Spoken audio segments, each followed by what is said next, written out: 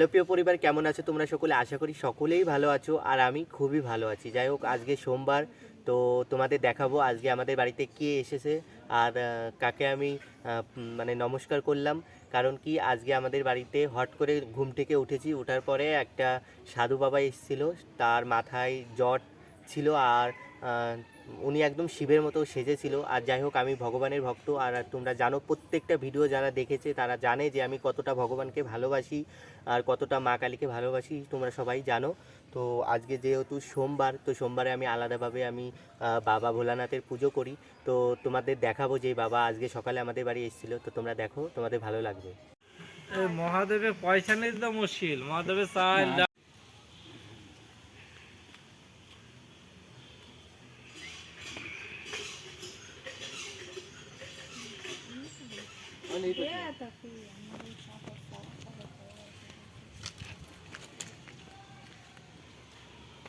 দেবে। হ্যাঁ, চাল বিক্রি করলে হবে না, কেন?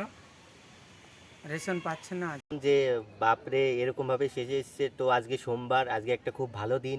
তো এসেছিল, তারপরে আমি ওনাকে নমস্কার করলাম, দেখলেন আপনারা।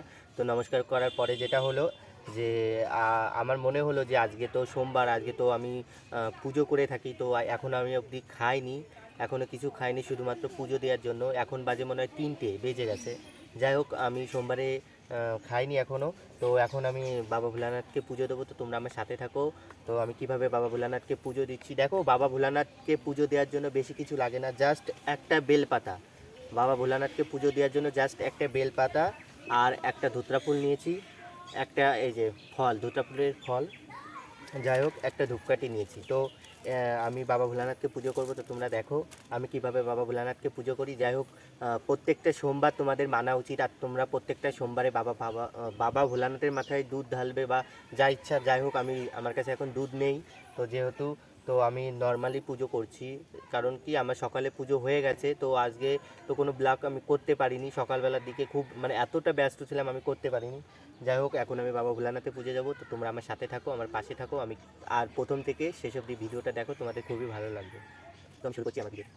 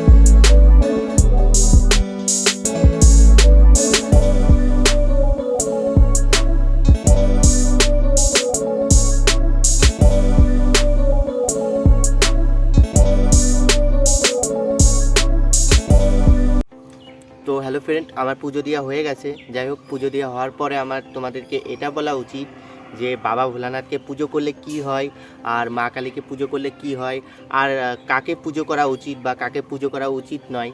তো তোমাদেরকে একটাই কথা বলবো, একটা গাছের শাখা পোশাখা, সেগুলো হলো আমাদের বাবা ভোলানাথ হোক বা মা কালী হোক, এরকম আমাকে বলেছিল একজন। যাই হোক, তো যারা কৃষ্ণ ভক্ত তারা কিন্তু এই অন্য ভগবানের প্রসাদ গ্রহণ করে না।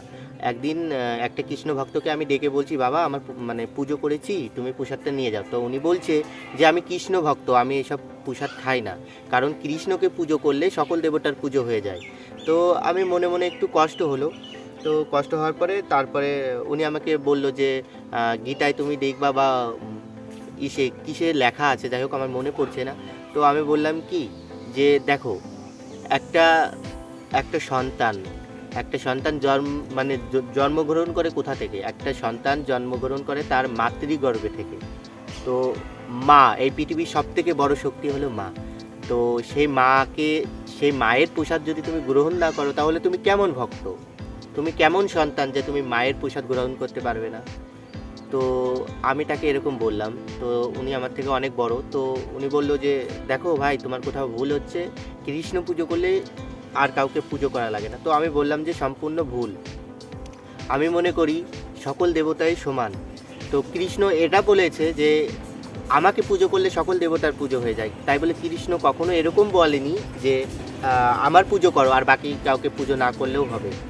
আর আমি বিশ্বাস করি, আমি এক মন নিয়ে যাকে ডাকি, মা কালীকে আমি এতটা ভালোবাসি, ওনাকেই আমি সবসময়ের জন্য ডাকি। তাই বলে এমন না যে আমি কৃষ্ণকে অবহেলা করি, না, এরকম কিছু না।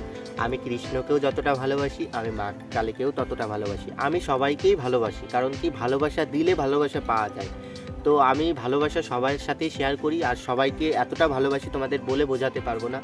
যাই হোক, দেখো তোমাদের কাছে আমার অনুরোধ, আমি যেহেতু ভগবানকে পুজো দিই, তো তোমাদের যদি কোনো কিছু দরকার হয়, তোমরা যদি কোনো বিষয় নিয়ে কিছু জিজ্ঞাসা করতে চাও, তাহলে তোমরা আমার সাথে কমেন্ট বক্সে তোমরা জানাবে, ওখানে আমি তোমাদের রিপ্লাই করব। কারণ আমি যে আমাকে কোনো কমেন্ট করে, যদি কোনো কমেন্ট করে আমি তাদের রিপ্লাই দেওয়ার চেষ্টা করি। তো তোমরা আমার সাথে থাকবে। তো আমি আমার ভিডিওটা এখানেই শেষ করছি। ভিডিওটা যদি ভালো লেগে থাকে তাহলে প্লিজ সাবস্ক্রাইব করে দেবে এবং আমার পাশে থাকবে।